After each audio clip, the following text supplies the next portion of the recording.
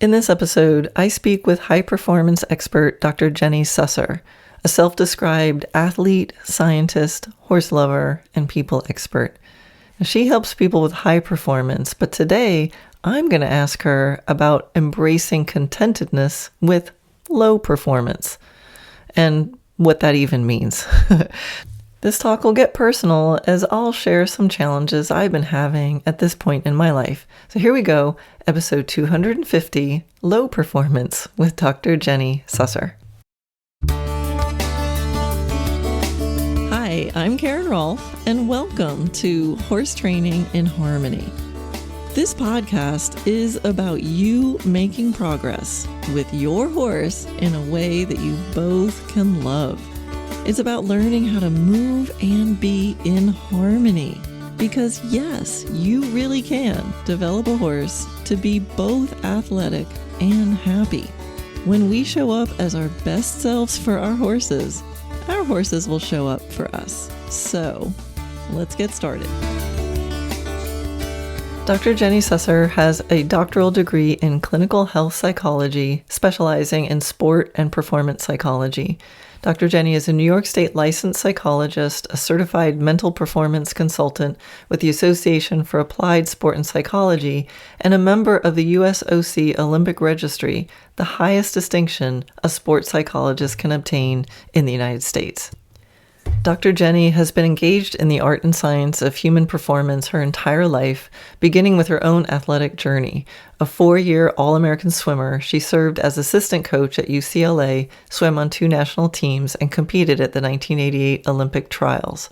After retiring from competition, Dr. Jenny shifted her focus to helping high-performance athletes in every sport go for their biggest wins. And athletes aren't the only people who rely on Dr. Jenny's high-performance expertise. As a keynote speaker and corporate trainer, she has prepared leaders around the world to thrive in high-pressure environments and drive their organizations to success when stakes are at their highest. Dr. Jenny's seamless blend of science, research, education, experience, and intuition creates a powerful experience and remarkable results for people who are ready to accept and activate her guidance. I always love having a chance to sit down with Dr. Jenny, and I hope you enjoy listening as much as I enjoyed speaking with her. Here we go. Okay, Dr. Jenny Susser, thank you for being on the pod. Of course. And not only on the pod, but like in my kitchen. I know. Isn't this great? Yeah. Like face to face, no one can tell. And we both look beautiful, by the way. Yes, Yeah. quite. You wouldn't believe how glamorous we both look because we're just that type of people. Right? Yeah, I mean, it's so great to be able to do Zoom and, talk to anybody, but, we're practically neighbors. And so how nice it is to just be able to, come down the road. Down the road, yeah. Come down the road. Yeah, and it's great to be here in person for sure. Nice, yeah. Oh, and now Remy's looking at me like he has to go out. Are you just looking for attention, buddy? Mascot. We have a mascot tonight. Okay, I think I'm going to let him stare at me and we'll see if it escalates to anything else. But he had his chance like 2 minutes ago. Can you take a couple minutes and just explain in your own words like what you do and who you help and how you help them? Wow, a couple minutes. All right. Yeah, I can give you my elevator speech. It tends to be like a Empire State Building elevator speech, but I'm technically a clinical sports psychologist. So I actually am licensed as a clinical psychologist, and I've done performance counseling, coaching, psychology all of my career. So performance is kind of my thing, my passion. When I got into horses, there were really 2 issues that riders have. One is performance and the other is fear. And I learned that pretty quickly. So in the equestrian world, that's where I traffic, straddling those 2 worlds, which is kind of, I call it like the same ice cream shop, just different flavors. To me, performance is kind of across the board, whether, you're writing an email, presenting to a board of directors, asking someone for a date, riding down center line, taking a clinic, anything you do where you expect a result. So my game is to help anyone who wants to get better. And I just say, if you want to get better, I want to help you. And I don't care what level you ride at or what your horse looks like or if there's shavings in his or her tail. None of that stuff. That's, if you want to work on it, I'd like to help. So anything. I have a really big bag of tricks by now. I've been doing this for 30-ish years, right? Although we look beautiful and glamorous. So I draw on a lot of different things, a lot of different experiences, and a lot of different science. Awesome. How was that? That's great, except now I'm thinking about ice cream. Anyway, I'll try to stay focused. All right. So do you listen to NPR, National Public Radio? I have in the past, okay. Yeah. They have a show called Wait, Wait, Don't Tell Me, and it's like a weekly news quiz, and it's funny or whatever. Yes, and, I'm familiar with it. Okay. Yeah. So they have a segment on there called Not My Job. Oh. And it's where they bring in guest experts, people who have excelled in their field, and then they ask them about things that are the opposite of what they do. Okay. So you help people with high performance, and I want to talk to you about low performance. I love it. Okay. So great setup, by the way. And so we might end up using different language around high performance, low performance. And I just want to say my thoughts are not fully formed around this. Great. Even better. Yeah. Oh, good. I can make you look really good. And there's a really good chance that I am totally overthinking it because that's what I do with everything. So I thought about where I should start, and I thought, let me just start with me, because this is a personal kind of thing that's been going on in my brain. So I'm going to get some coaching here, I hope. Right on. Yeah. If it gets too weird, you don't have to share it all on the podcast. You're the one who has the edit capabilities. Oh, that's here. right. I can cut it out. So, I mean, it's not like I've been striving to go to the Olympics or anything. But the past... Didn't you originally, though? I bet that was in there originally. Oh, yeah. Well, because that's supposed to be your goal when you're a dressage trainer, right? Yeah. Or rider. You know, that's what you're supposed to do. So I shifted away from that. But I'd say the last 30 years, I've been, pushing, striving, creating, achieving, and trying to be my best at it. And just interestingly, the past few years, I'm finding a different sort of feeling going on of like valuing contentment and good enough and, this sort of vibe. And it's been really interesting observing myself and going, how do I feel about that? And what about being my best? How does that fit in? Well, actually, kind of, I feel like I am my best, but how could that be? Because I'm not really pushing myself anymore. So I was wondering if you had tips for how to highly perform at not highly performing, or... What a great question. Oh, that's fantastic. I think I get what you're asking. I think I get where you are. And so there, oh my goodness, lots of thoughts. Okay. Let's see if I can grab some immediately. One of them is that which you basically said, was that we sort of fall into our culture's definition of high performance. And I get calls all the time from people who will say, I'd like to work with you one-on-one, but I'm a training level rider, or I'm a backyard rider, or I don't want to show, but I'd like to feel more confident. And I'm always like, I don't care what level your performance goals live at. Terrible grammar there, but you get the idea. We get it. Right? And I think it's fascinating because as we, let's say, mature, glamorously, yes. As we mature, our brains I think our brains get faster and better as our bodies get slower and maybe not worse, but not up to the type of high performance goals we have when we are younger and, not of a certain age, shall we say. Because our brains know it. Our brains know what we can and can't do, and they try to make hints towards that as we age and change, and gravity has greater impact on us. So I think that we often get wrapped up in someone else's idea of what high performance is or what a great goal is. And our culture now, like sociologically, we really have our eye on the wrong ball. We are all about what it looks like, what it gets us, the money, the power, the prestige, the social media likes, whatever it is. We've sort of lost a bit of our connection to why we do stuff. And it's always interesting in the horse world because I'll talk to women who are like, I'd really like to just go and spend some time with my horse, and I'm like, yeah, that's why you have a horse and not a tennis racket, because they're nice to spend time with. Right. Because that's what we're really after.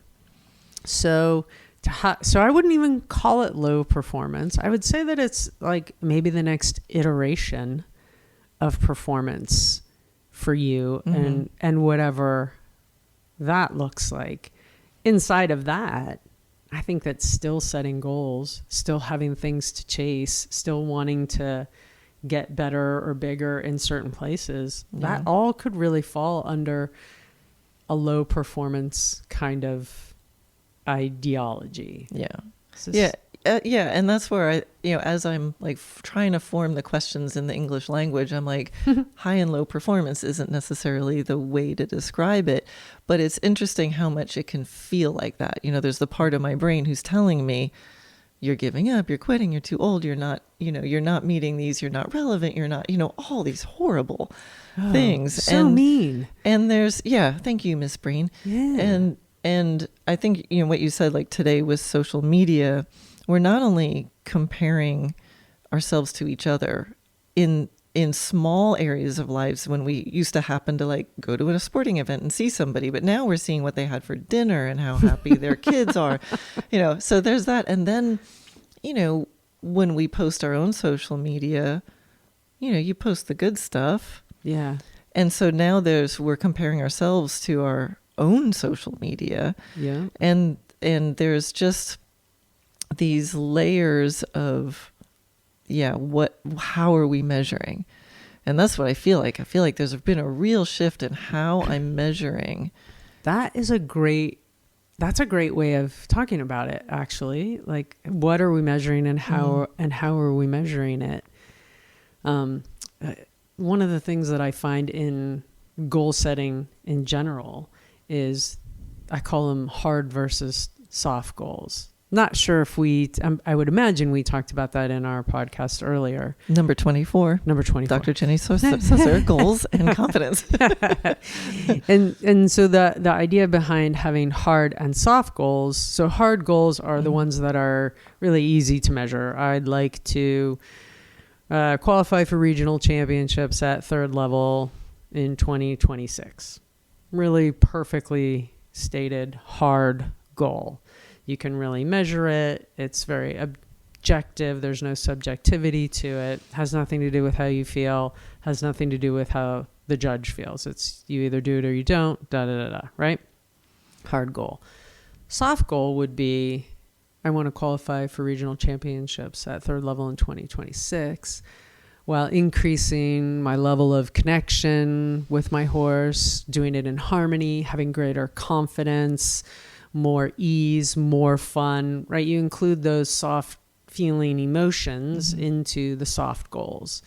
And so the difference is that if all you set are hard goals, you'll never be satisfied. If all you set are soft goals, you'll never accomplish anything. Right. So you put the two together and it kind of creates this really nice blend of a little yin and a little yang and gives you a little bit more of a robust definition of what it is you're going after.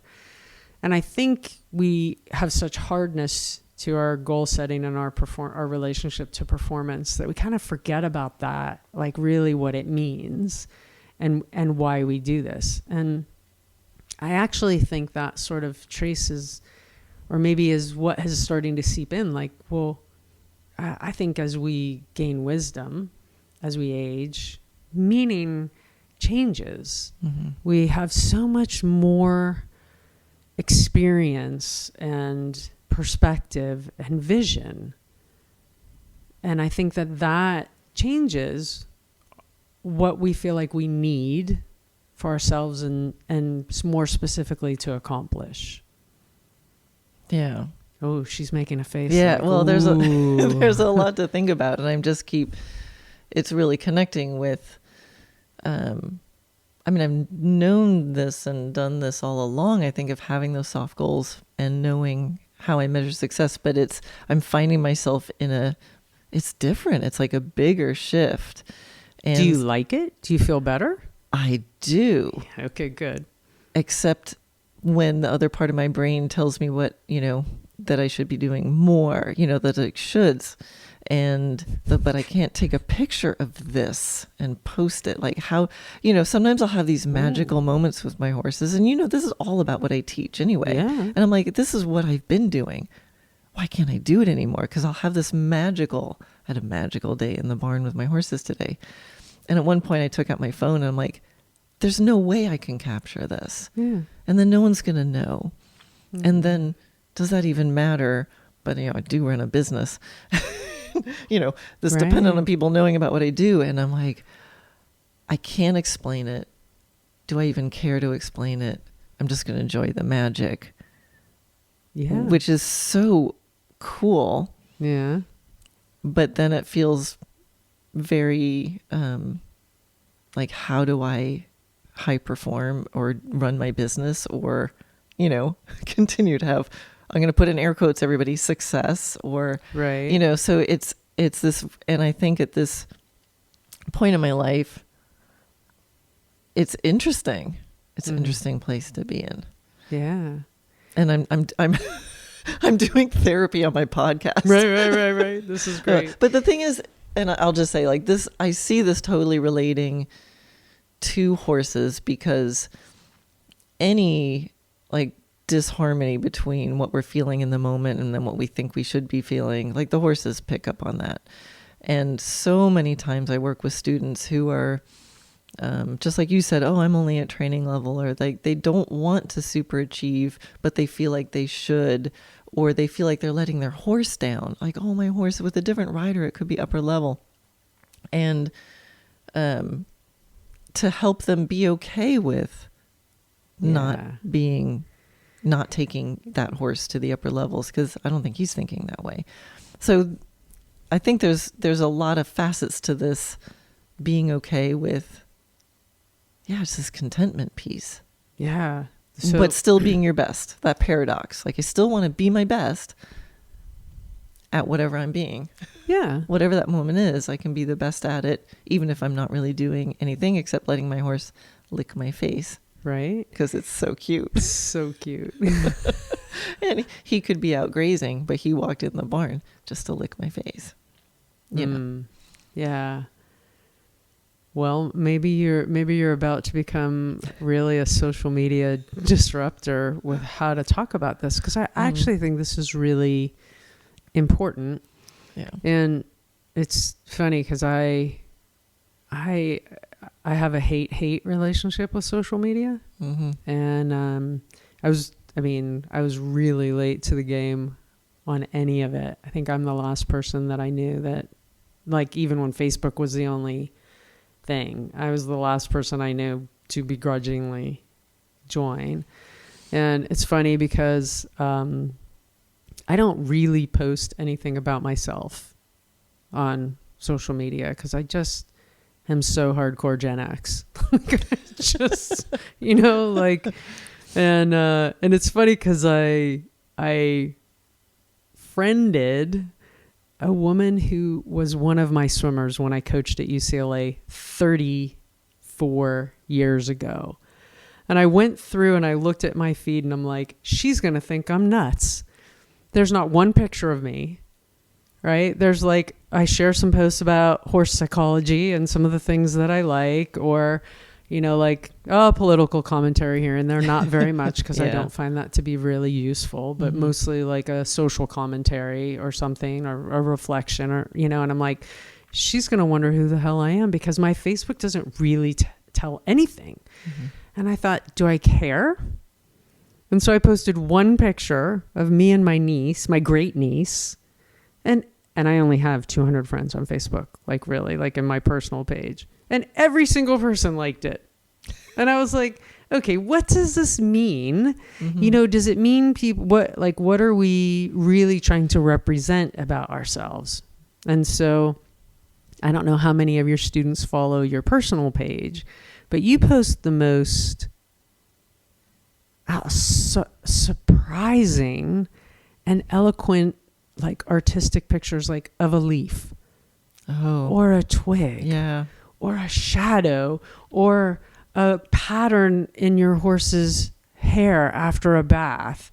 And they're always staggeringly beautiful. Thank you. And so thoughtful. And to me, those speak incredible volumes. Like those are like, I every time I see one of those, I kind of go outside and I'm like, I look at the ground and how did she see that?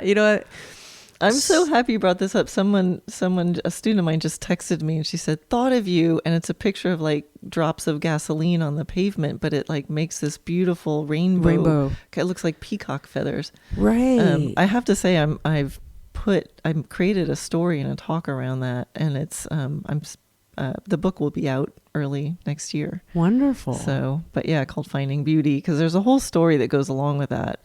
Anyway, I'm so glad you picked up on that. Well, it's really great. And so I think part of my point is to say how wonderful it is. But the other part is that without more than 5 words, I mean, sometimes you put one word. Yeah. It really stirs something in me and moves something in my brain. So you don't always have to be representing some type of achievement or performance. Gotcha. To reach people. Yeah, and there comes the other part of it, because now it's so funny. I've really embraced it. I mean, it's just what I do, and I can't not do it, and I love to share it. But then there's part of me like, well, where are the horses? Like, I'm Karen Rolfe, the horse person, and I don't post many horse things on my personal page. No.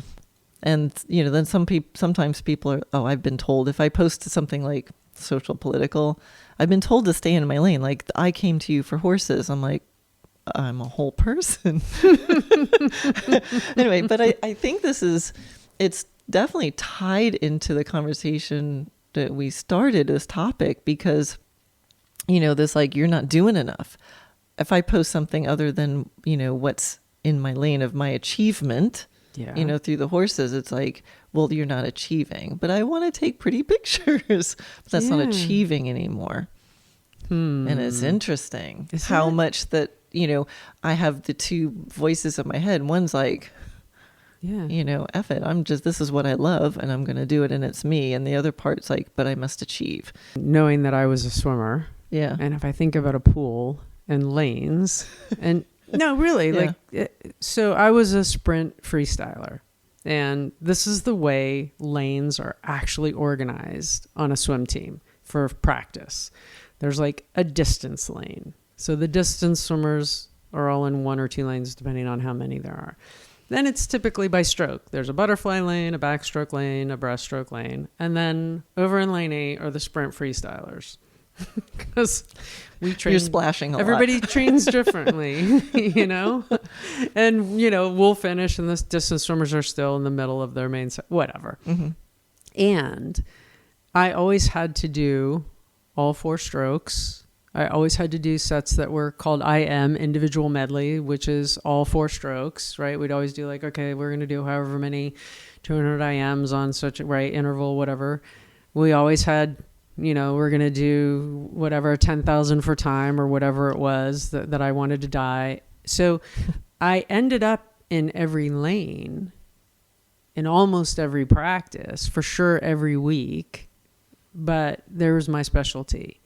But if I didn't do the 200 IMs, I didn't have the same type of fitness in my 50 freestyle. If I didn't do whatever 10 500s on whatever interval, I couldn't do 4 100 freestylers, on the last day of NC2As or whatever it was. Like every lane contributed to my special lane.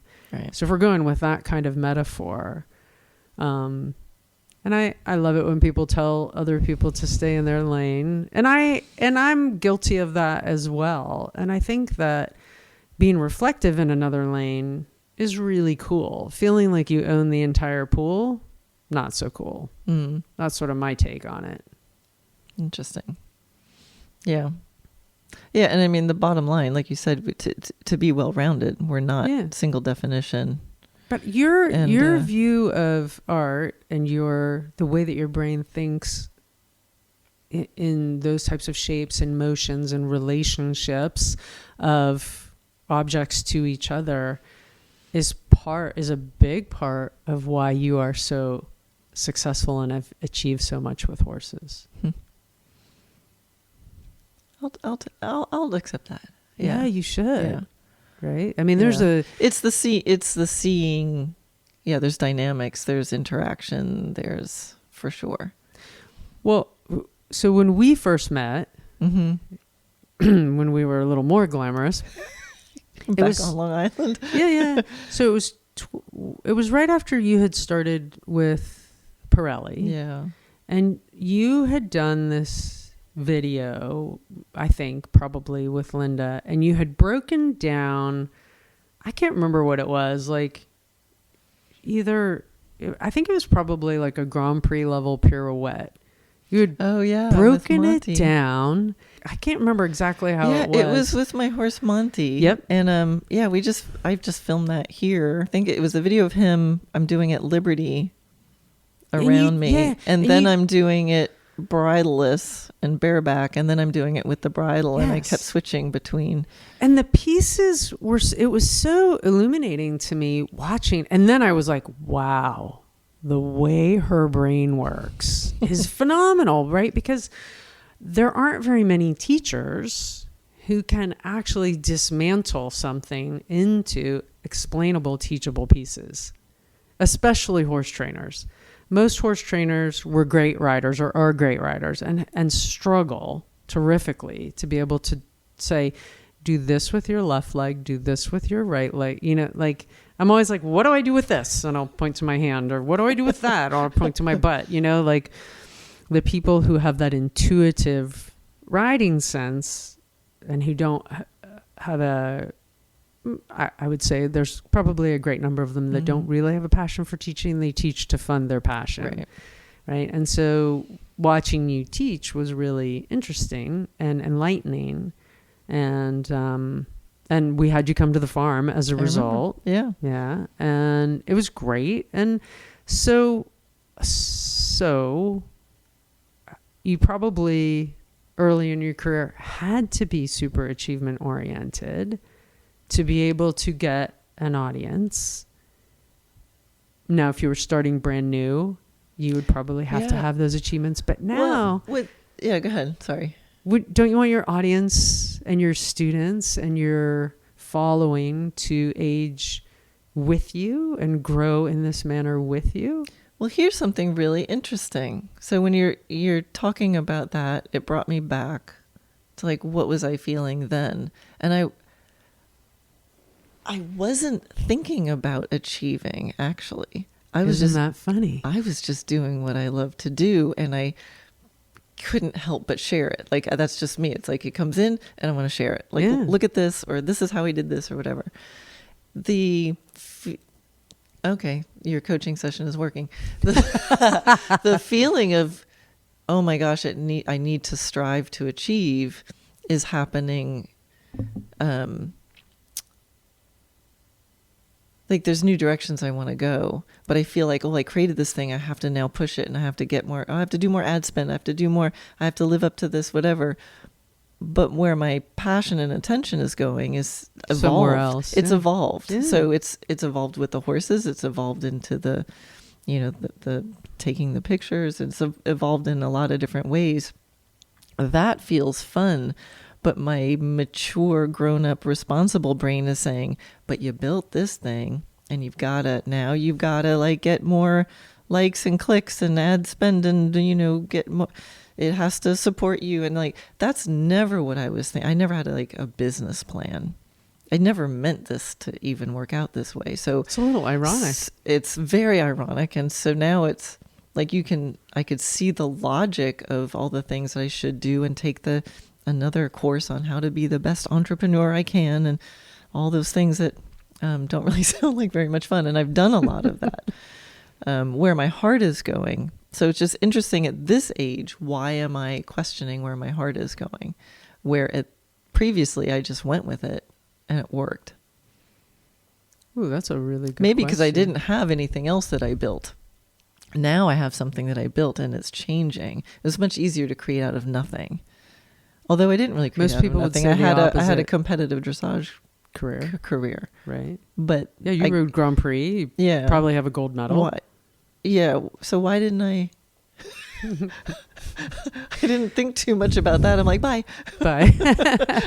This is more fun. Yeah. I really think that it's interesting because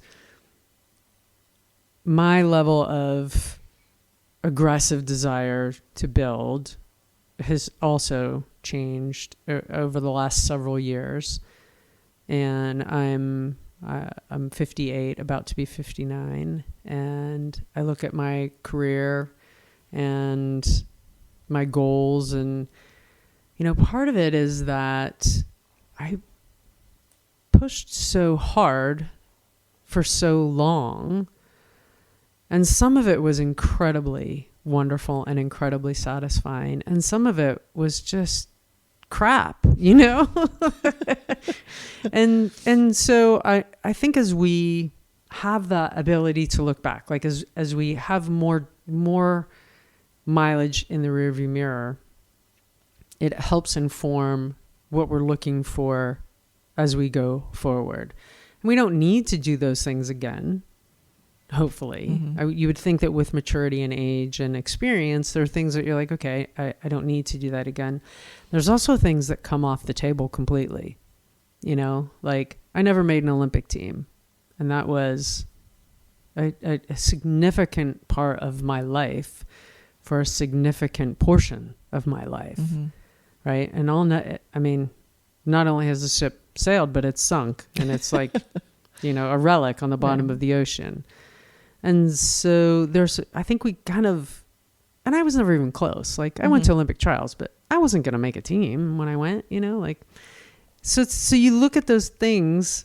You were closer to it than I ever was to swimming in the Olympics. It's all relative. Thanks. That makes me feel better.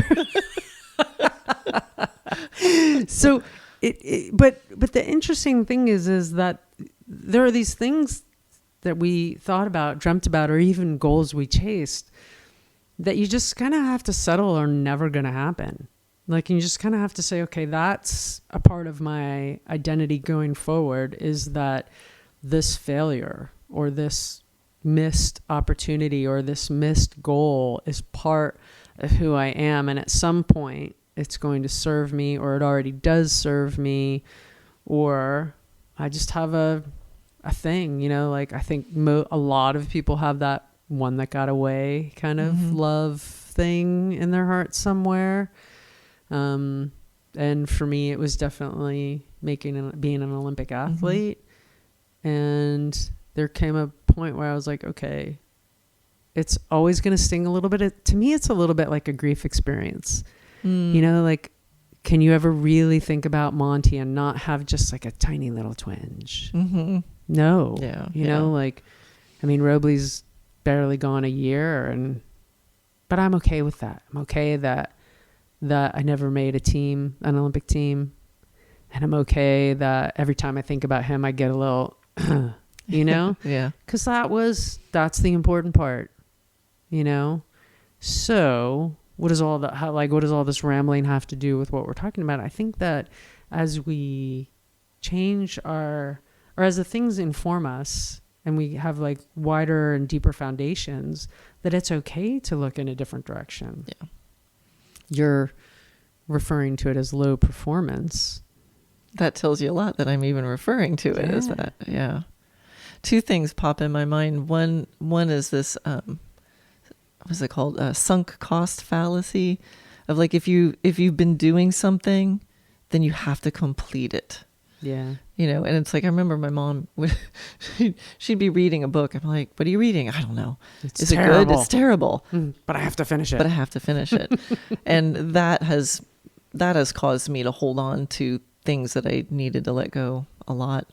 And then back to horses, like I still will catch myself, like when my horse Ovation, he's going to turn 23. I feel like I'm just really figuring out how to ride him.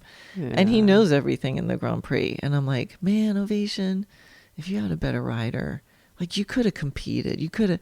And he went, yeah, you suck. And that really would have mattered to me. And then I stop and I'm like, do I really want to do that? Like, I don't want to go to show. There's a reason I stopped competing. That's not how I want to spend my time in that kind of atmosphere. And I'm like, and Ovation doesn't care. I'm not letting him down. Not one bit. No. But it's interesting. It's interesting observing the thoughts that are coming in my head. And I'm like, if I'm having these kind of thoughts, I know somebody else is. Well, 100%. Yeah. So first of all, I think that's where you can contribute beyond what you can even imagine. I talk to women equestrians all day, every day. Not all day, but a lot of the day, every day. And there's always a theme. There's always the essence of that theme to it, which is like, really, I think the ultimate question is what really matters. Mm-hmm. And there are things that matter on paper for certain, but then there's also the things that, like, as we watch people in our lives transition out of our lives, mm-hmm. for good or bad reasons, or end of life, or as we get, like, once you get to a certain age, people start to leave their bodies, mm-hmm. and you have these conversations. Like, I was really blessed to be with my dad as he, like, for the last 5 years of his life, mm-hmm. and with him through hospice and death, and be able to have these amazing conversations with him about the things that mattered. Right. And it was never the money. It was never the bank account. It was never the awards. It was the people. Yeah. Right. And we hear that all the time, but to experience that is really cool. And so for me, I look at it like, okay, where is the richness now? And that's what I've moved into chasing. And I feel like chasing that is really, really awesome. And I will say that I have to tip my hat to Linda Pirelli for putting me on that path with horses. Mm. I don't think that I ever would have been highly competitive because I'm so competitive. I don't really have a governor switch on being competitive. And I really didn't want to spend that kind of energy anymore. So I chose not to be competitive in horses, which was mm-hmm. great. And I'm grateful for that choice. But as I think about the things that I feel are worthy of chasing, mm-hmm. And most of them are to learn and know as much as I possibly can. Mm-hmm. And the thoughts, I know I'm rambling. No, I'm with you. I do want to mention about old thoughts. Mm-hmm. And so the brain has this funny way of choosing what it's going to clench and hang on to. I don't think I've ever said it that way. I totally relate to a clenching brain. A clenching brain, right? I can coin that. I've never said that before, but I'm listening. But I'm listening to you, and so the pairing of thought and emotion is what creates permanence, mm-hmm. whether positive or negative. And so clenching to me is a little negative, and so this thought of what you need to accomplish, to check whatever boxes you need to check, internal, external, marketing, personal, whatever it is, parents, anything, whatever it is, whatever you're trying to achieve and accomplish, it always has an emotional counterpart. Mm-hmm. And so the weight of the emotion is going to sort of determine the strength of the clench. And so growing up how you did on Long Island and, where you go to the mall and you talk about things. Right. Yeah.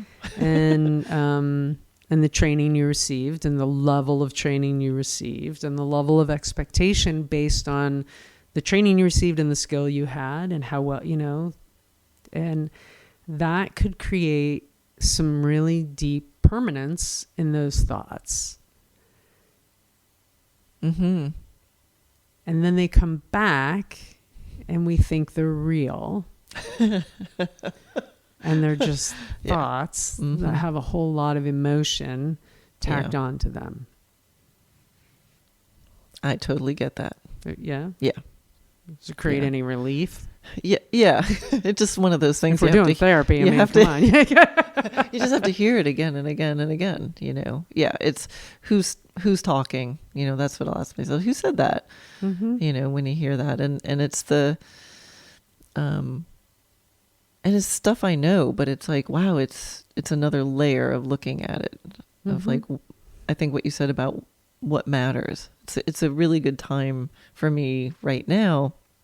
And for anybody who's experiencing clenchy brain, yeah, like what really matters now. Yeah. And when you were talking about like the achieving, competing, and like what's important now, I just picture, for me, it feels like I've been like going somewhere and I feel like there's a still point, and now I'm going like I'm doing, everybody who can't see me, I'm going like gesturing in the vertical plane, right? So I've been going along this horizontal plane, and now something about being in this moment, like what's the depth to it? What's the height to it? What's the, what did you say? Like the richness to it. You said something along that line. I think you said richness, right? And that's what, just like, yeah, how much can be in this moment, which again, it feels like a stopping of achieving, but that's okay. If I just choose to not different kind use of that as a way to, okay, yeah, it's a different, because are you fulfilled when you do something, I'm making your vertical motion, yes. Like when you do something on this vertical plane, highly fulfilled, right? And so how is that not high performance? I mean, I have worked with so many high performers over 30 years who hit the wall and win the medal and this and that, and then they're like, now what? And what's next? And who cares? Right? And did that really matter? And what purpose did that serve? And okay, so I made, $100 million on this, whatever, developing and sale of this business. And so, and that's where I think socioculturally, I think we're sort of having a reckoning. Yeah. And I think that we're all involved in it, right? And so I am a social scientist, and I love to observe, and I love to watch, and I love to sort of collect this cultural data to look at trends. My older sister taught high school English for 25 years and has the most amazing brain. And she remembers everything. And she taught English literature and was like an expert in Shakespeare. And so her historical view is unrivaled because she knows, like, she knows the classics. And so she can trace through history, literature through history, explaining culture a little bit, right? And reflection, right? And so she would talk about her 25 years of teaching and, starting before social media and then watching what has happened and how we have evolved over the decades that she's been involved in that age of human being and how things have changed. And so it's hard to be in the pot of slowly boiling water and notice the temperature change. Right. And I always say memory is a strange bedfellow and highly unreliable. And so when you think back to who you were at 25, you can't really remember who you were at 25, and you can't really remember your thoughts. You have a suspicion of what you thought at 25, or maybe you have a journal or a Dear Diary and you go back and you can read it and you go, oh my gosh, how did I possibly say or think or believe that? Yeah. Right. So it's this odd, it's this odd time machine, memory and evolution and iterations and comparing ourselves to who we were or who we thought we'd be by this time in our life. And I think that we have been culturally so focused on the external material aspect of things that I feel that we're maybe desperately pulling ourselves into this different type of purpose, of meaning, of what really matters. And perhaps you're a leader in that for women equestrian. It's happening. It feels important. And Doesn't like it? I'm if I had like, what's my thing? Like I can see dynamics. I can feel dynamics. So this is what I'm observing, this change in my dynamic. I'm like, in what I'm wanting to do, what I'm feeling and what I'm thinking. I'm like, this is new. And so it's cool, but I don't like the disharmony in it. So this is why I'm like, I'm second guessing myself, or I'm saying I shouldn't do this, or like that part of it I don't like. So this is why I'm here talking. I'm like, I really want to keep going and get to the other side. When you were saying like as a social, we're coming to this moment, I think the social media is amplifying all those self-criticisms and self-judgment and comparison to others. It's taken what we always have as humans and it has amplified it. So the good news of that is it's going to come to a head where we're either going to get lost or we're going to figure out a different way. Or we're going to get found. We're going to get found. And not in the bad way, in the good way. In we're a good way. Ourselves. Yeah, we're going to come home to ourselves instead of this. And I think that's the good part, because it's making me really look to myself. Yeah. I have to, because otherwise, you're too busy worrying about what other people are going to think and how is this different than this and I know I'm not the only one, and I've talked to other professionals of this age, and there's this common theme of this evolution, this transformation, but can I do it? Am I allowed to? How is my business going to thrive? Or I can't let people see that part of me. And so it's this dynamic, and I see it myself. I'm like, I don't want to stay here.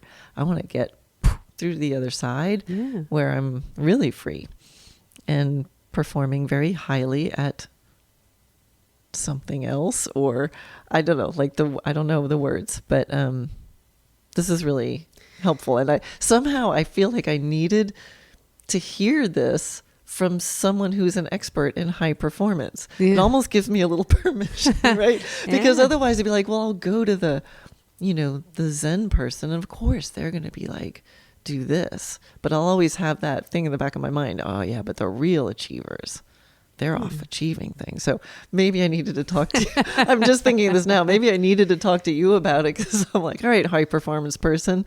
Well, and I think that it's really not that we need permission, but apparently part of my brain does. Sure. Yeah. Yeah. I mean, permission is a funny thing, and social media, because your business has relied on it, you have to be very sensitive to that.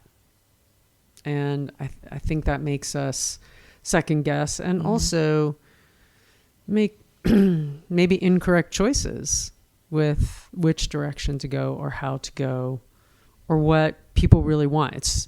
I think it's so hard to know what people really want. I think for two reasons. I think, number one, people don't really know what they want. And then I also think that we kind of get distracted by the flash and by the quick, oh, this will do it. Like everyone's looking for a magic pill, magic wand. That's why snake oil salesmen have existed since eternity, all across every time. And it's just like a quirk in the human psyche or brain. And I think that it really comes from like that deep sense of hope and belief that kind of is what makes us human. Yeah.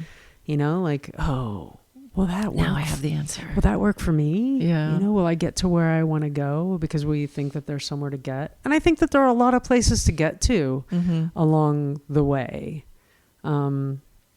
I also think that the interesting, like, so looking at you from and watching your career, I've watched your career for however many years that I've known you, 20, it's got to be like 22 years. Yeah.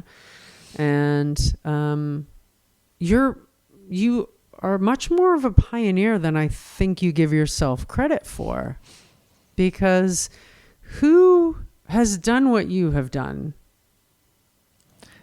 I don't know. I mean, I know when I started it, I knew I was an oddball because nobody understood what I was, Yeah.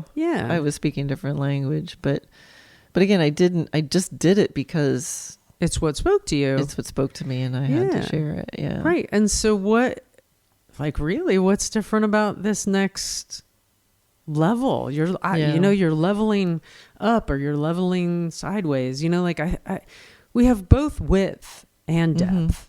Yeah. And I think you need both. Yeah. I think a successful business needs both. Yeah. Like a successful business that just has width does it matter as much? Right? I think it's the depth that brings the meaning.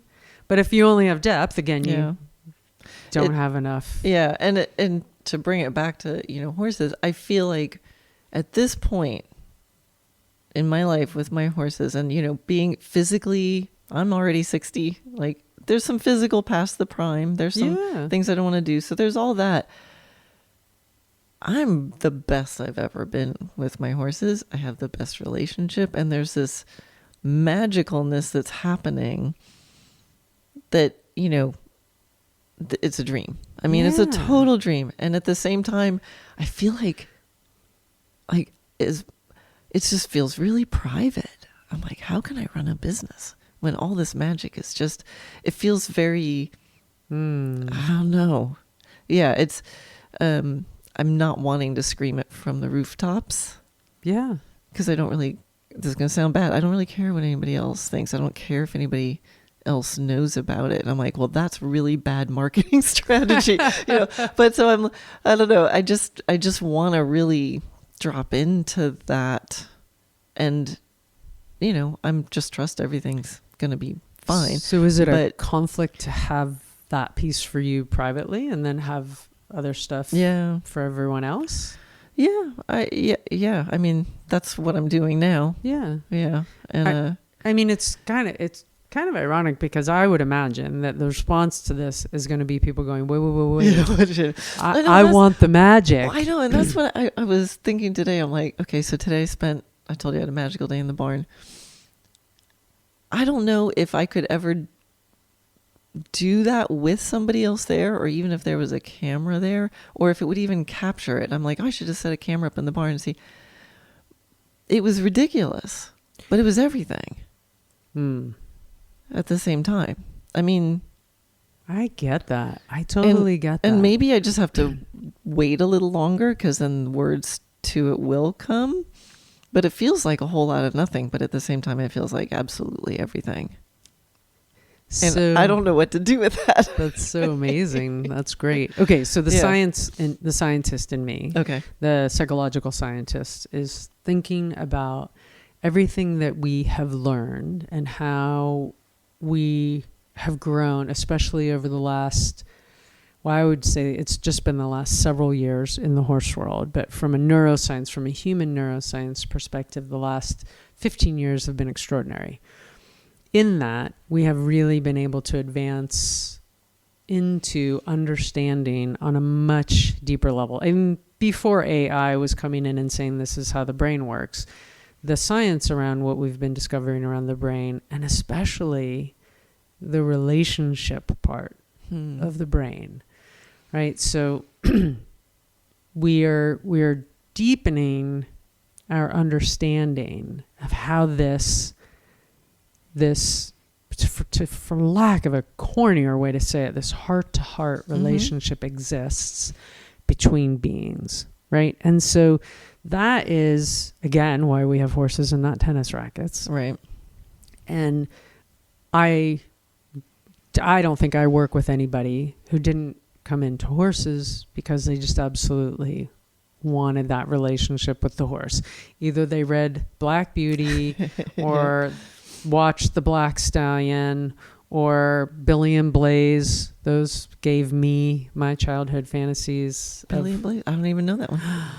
I'll have to look it up. They were C.W. Anderson, and they were he pencil sketched all of the drawings in the books, and they were these goofy little stories of this little boy riding off into the woods and saving things on his horse, on his pony Blaze.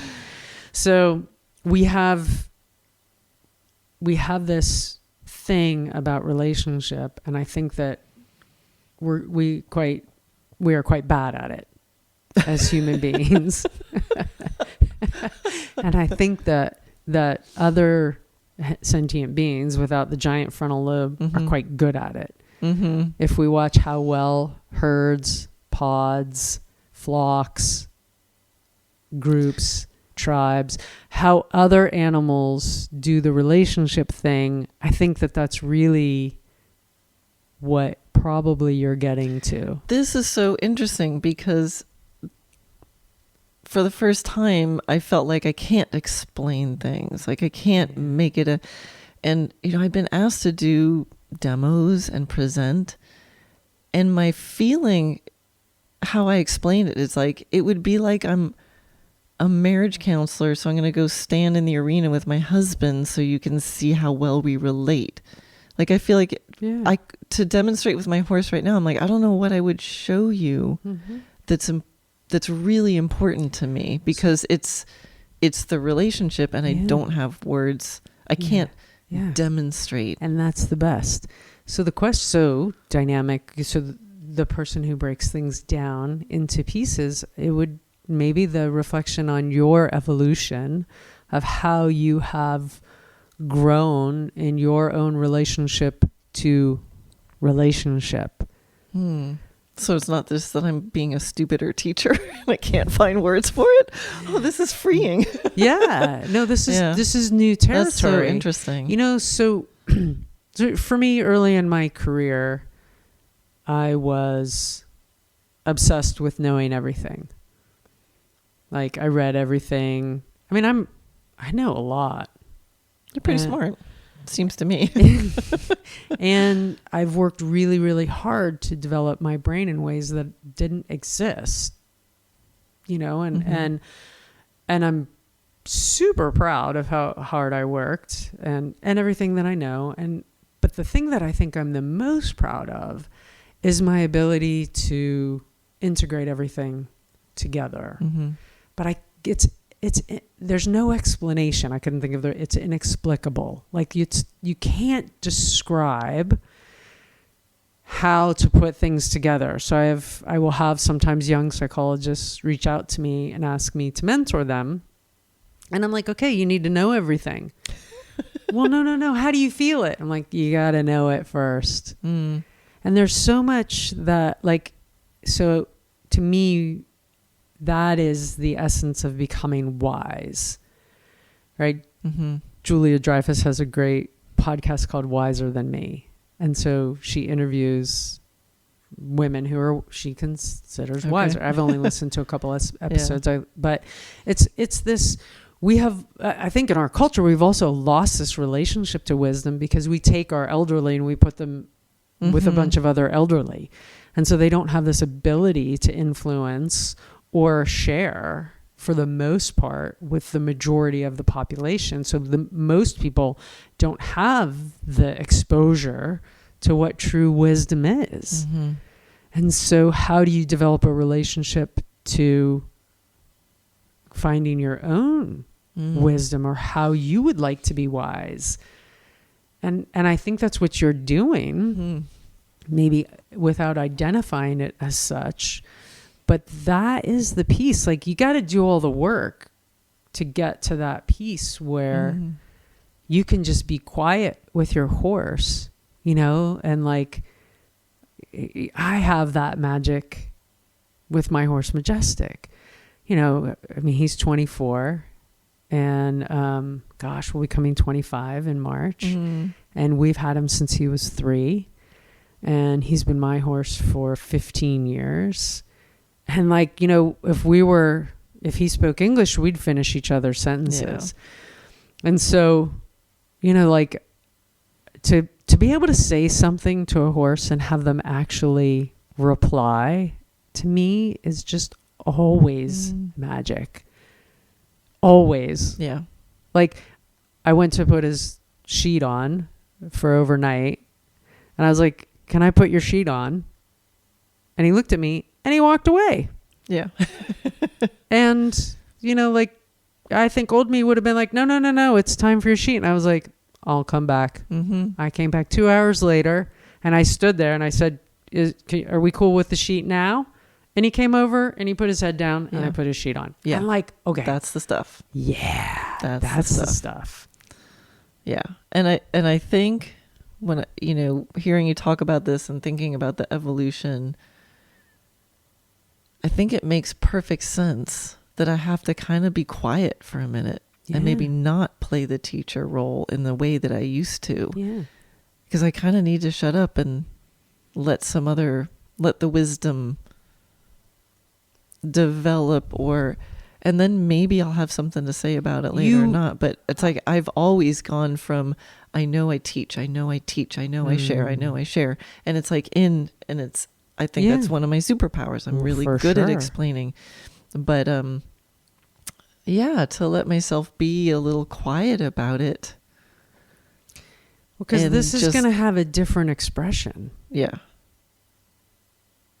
And it does not feel like low performance. All right. My work here is done. Boom. Where's the ice cream? You promised me ice cream. Yeah, that's awesome. Okay. Yeah, there we go. I feel like we did something here. I was just going to say, I think we did it. And Remy didn't have to go outside, so we're all good. Yeah. All right, I'm going to listen to this still point, and thank you. Yeah. It'll become, I think for you, it'll become very obvious. At some point, it'll be, okay, this is the expression. And if you only ever keep it for you, there would still be no difference in the quality of how deeply that mattered. I'm going to let that be the last thing. Yeah. Thank you so much. Thanks, Karen.